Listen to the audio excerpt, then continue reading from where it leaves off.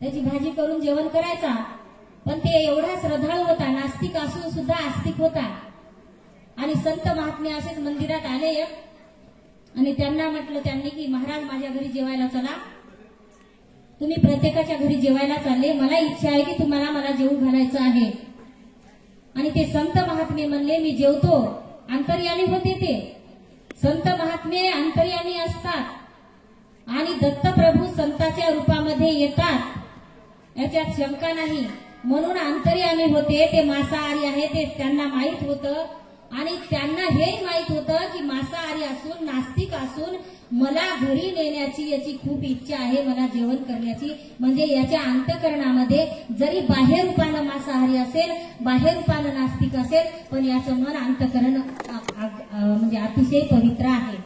म्हणून संत महात्मे काय म्हणले, मी तुझ्या घरी जेवायला येतो, परंतु तू पक्षी मारून खातोस, रोज शिकार करायला जातोस, ससे मारून खातो, हरण मारून खातोस. मी मांसाहारी बनन तुझ्या इथं एक दिवस, पण मला असा पक्षी पाहिजे की भगवा कलर असणारा पक्षी पाहिजे, भगव्या रंगाचा पक्षी तू पकडून आण, त्याची भाजी कर, मग मी तुझ्या इथं जेवायला येतो. दत्त प्रभू माझ्या घरी या हो तुम्ही आत, दत्त प्रभू माझ्या घरी या हो तुम्ही आत. गरीबाच्या कन्या गोड करा तुम्ही आत, गरीबाच्या कन्या गोड करा तुम्ही आत. दत्त प्रभू माझ्या घरी या हो तुम्ही आत, दत्त प्रभू माझ्या घरी या हो तुम्ही आत. गरीबाच्या कन्या गोड करा तुम्ही आत, गरीबाच्या कन्या गोड करा तुम्ही आत. भोज भोजनाची भूक तयार मी केले, भोज भोजनाची भूक तयार मी केले.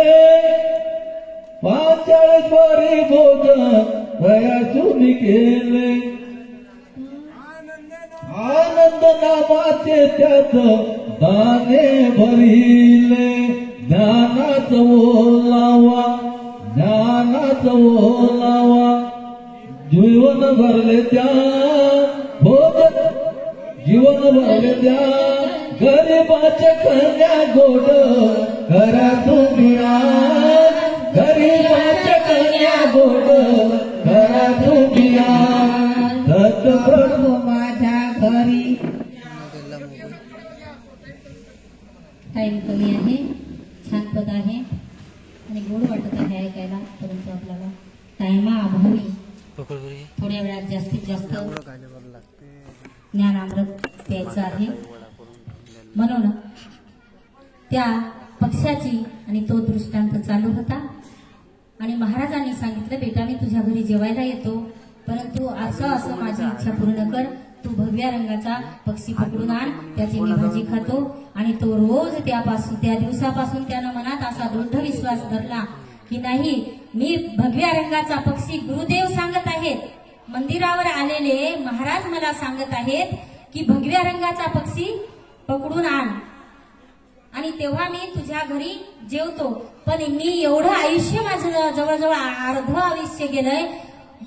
पोपटी पक्षी पाहिला पोपट, पांढरा पक्षी पाहिला बगळा, काळा पक्षी पाहिला कावळा, अनेक पक्ष्यांचं मला ओळख आहे, पण भगवा पक्षी काय मी पाहिला नाही.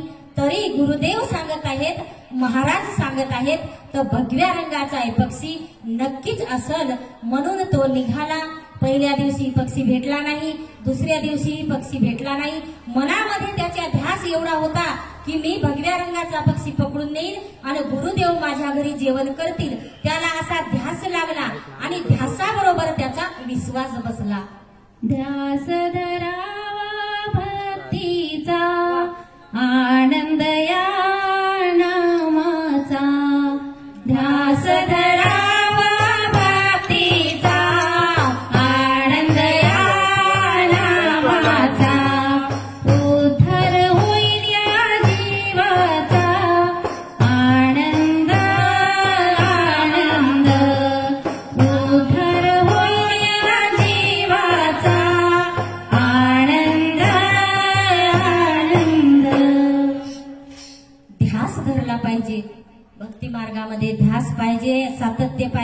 अखंड पाहिजे म्हणून त्यानं ध्यास धरला. असं करता करता महिनाभर गेला, 6 महिने गेले, वर्ष गेलं, 2 वर्ष गेले, 5 वर्ष गेले.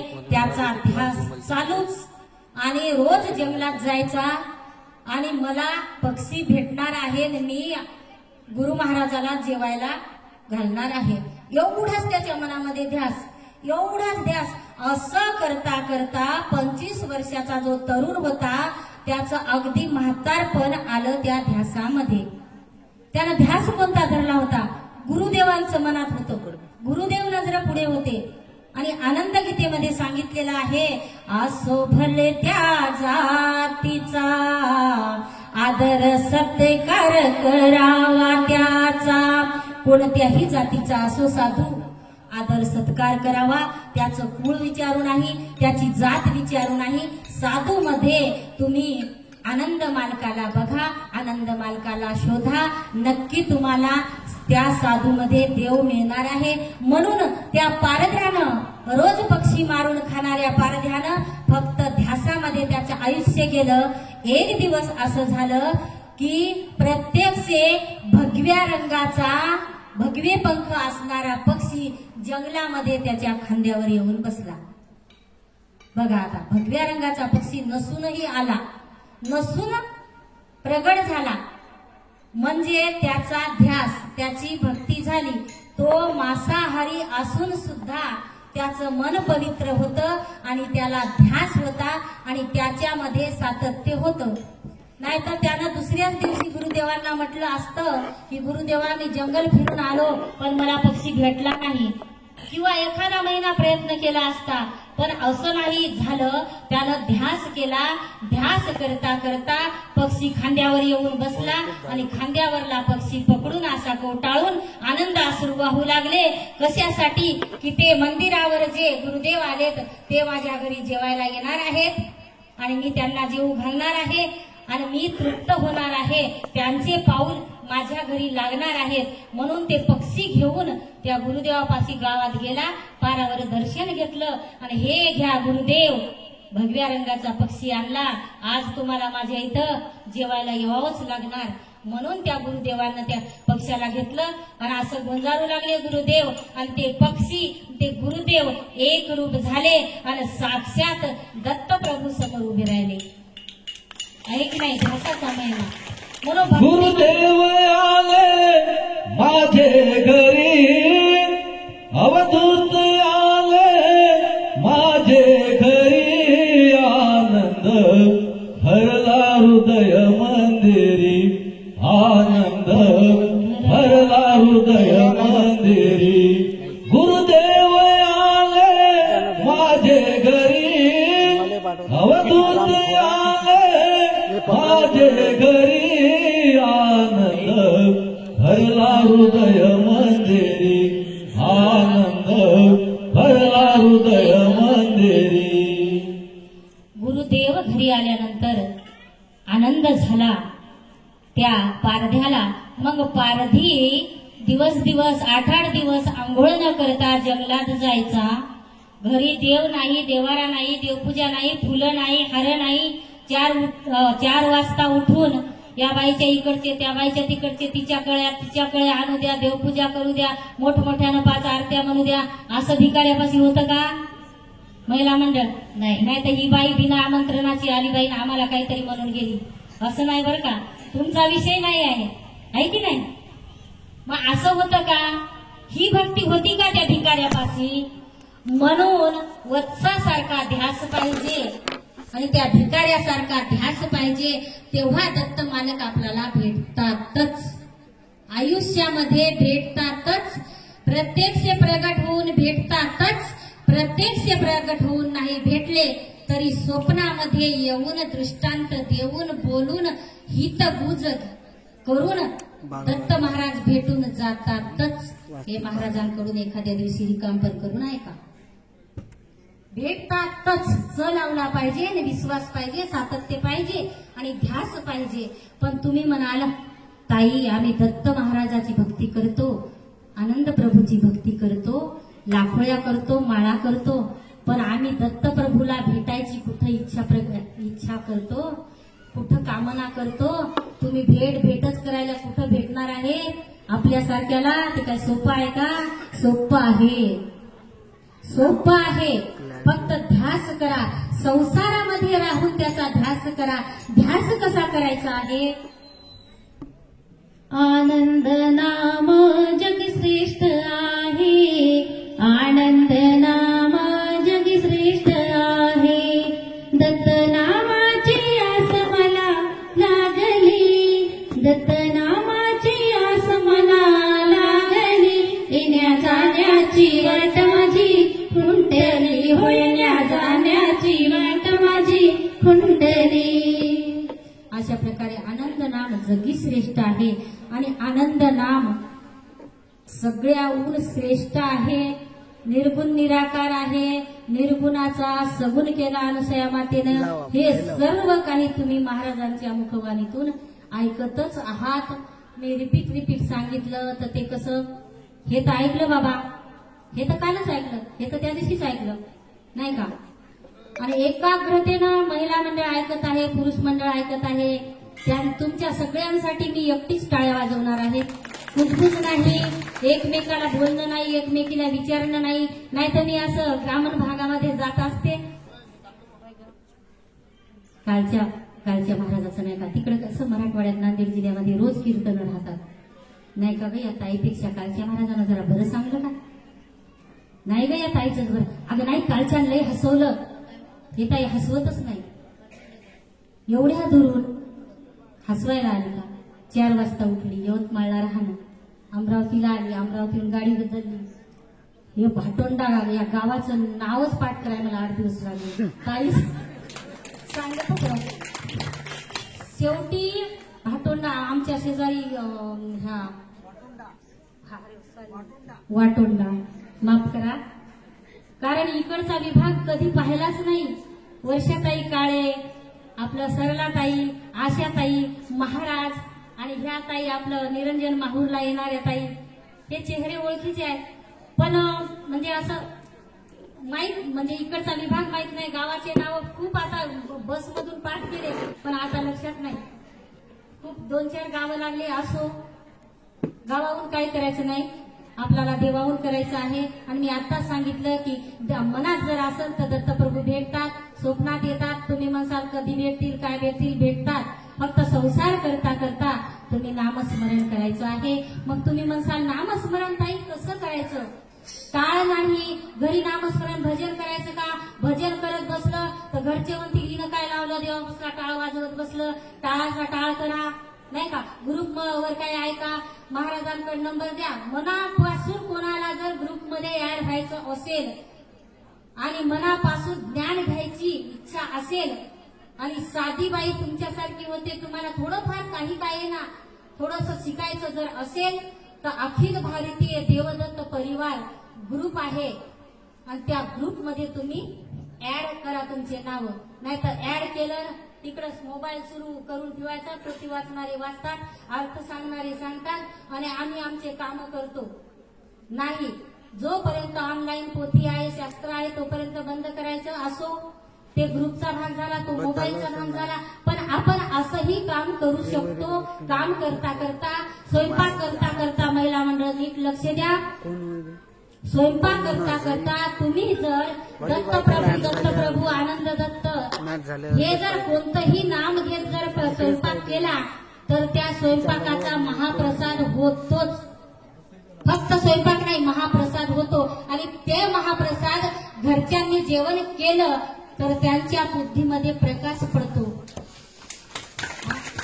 कोणाचा मुलगा असेल, आईचं ऐकत नसेल, वडिलाचं ऐकत नसेल, मुलाचं आणि वडिलाचं सूर्यचंद्रासारखं जर नातं असेल, वडील बाहेरून आले की मुलगा बाहेर जायचा, मुलगा बाहेरून आला का वडील बाहेर जायचे नाही का? चंद्र निघाला की सूर्य मावळतो, सूर्य निघाला की चंद्र मावळतो.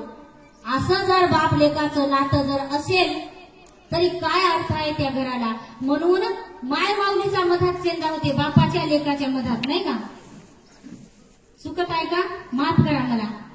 म्हणून तुम्ही नामस्मरण नामस्मरण करत करत स्वयंपाक करायचा. एकही पोळी तशी लाटायची नाही.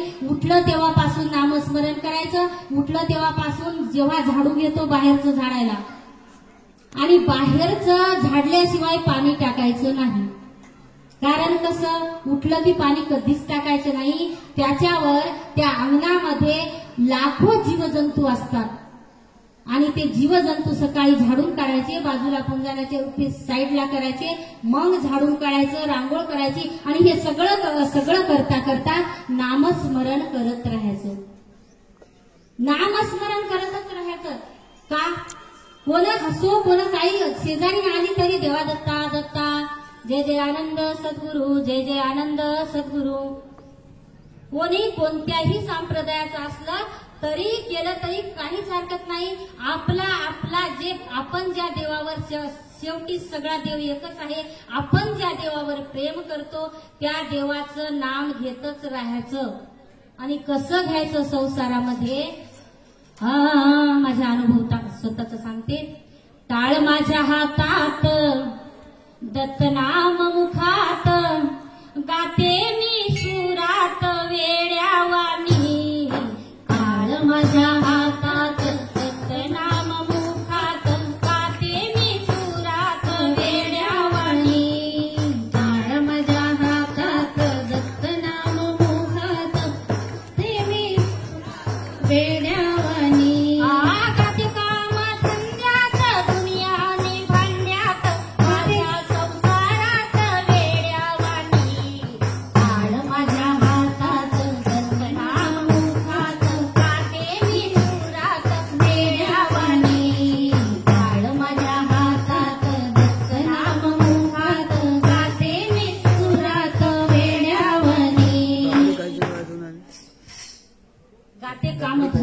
धुनी आणि भांड्यात माझ्या संसारात वेड्यावनी.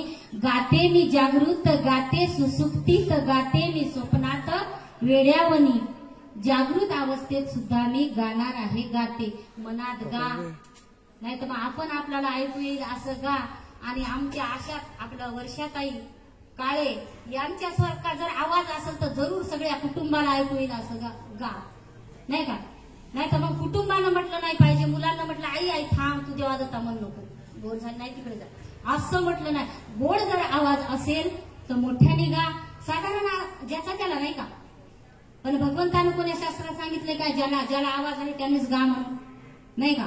गायन आणि नृत्य देवाला अतिशय प्रिय आहे. नृत्य आपण म्हणतो पावली खेळायलेत, काय नाचायलेत, आनंद व्यक्त करत आहे. जेव्हा आनंद खूप होतो तेव्हाच नाचतो की नाही आपण, पावली खेळतो. आता नाचतो, प्रेताच्या पुढे कोणी नाचले का हो? नाही, आमच्या इकडे तर नाचत नाही, इकडे माहित नाही. लग्नामध्ये नाचले, कारण लग्नामध्ये आनंद असतो. जेव्हा नवरदेव येतो, नवरीचा देव येतो, व्यक्तीच असतो तो, त्याचं आगमन होते ते आपण नाचतो. आणि इथं तर साक्षात देव येत आहे, नाही का? सत्याच्या जागी असो कुठे असो देव येत आहे, तर मग आपल्याला आनंद होतोच ना. माणूस आला तर आनंद होतो, देव आल्यावर आनंद होणारच. म्हणून नृत्य आणि गायन करायचं आहे. भक्तीचे वेगवेगळे प्रकार आहेत. भक्तीचे मुख्य प्रकार 3 आहेत. नवविधा भक्तीचे 9 प्रकार आहेत. भक्तीचे 3 प्रकार आहेत. सकाम भक्ती, निष्काम भक्ती, भययुक्त भक्ती. सकाम भक्ती म्हणजे भगवंताला म्हणायचं, देवाला म्हणायचं की देवा मी एवढ्या लाखोळ्या करतो, माझ्या मुलाला एवढे पर्सेंटेज पडू दे, त्याला सरकारी सर्व्हिस लागू दे रे देवा. एकदा नाही एवढं झालं ना, मग निष्काम भक्ती, बिना मागण्याची भक्ती, बिना मागण्याच्या लाखोळ्या मी पुन्हा करीन ना, पण ह्या जे लाखोळ्या आहेत या एका कामासाठी कर रे देवा तू. देव करील, दत्तप्रभू लेकराची आशा पूर्ण करील ताई, परंतु नीट लक्षात घ्या, देव म्हणेल तुमचं पिटमपाट झालं, तू मला लाखोळ्या दिल्यास, तू माझं लाखो वेळा नामस्मरण केलंस, पण त्याच्या बदलामध्ये बिचारे तू मला काहीतरी मागितलंस. नाम घ्या दत्त प्रभूचे, नाम घ्या दत्त प्रभूचे, गेले काही नाही तेवढी भुगाचे हो. नाम घ्या दत्त प्रभूचे नाम घ्या दत्त प्रभूचे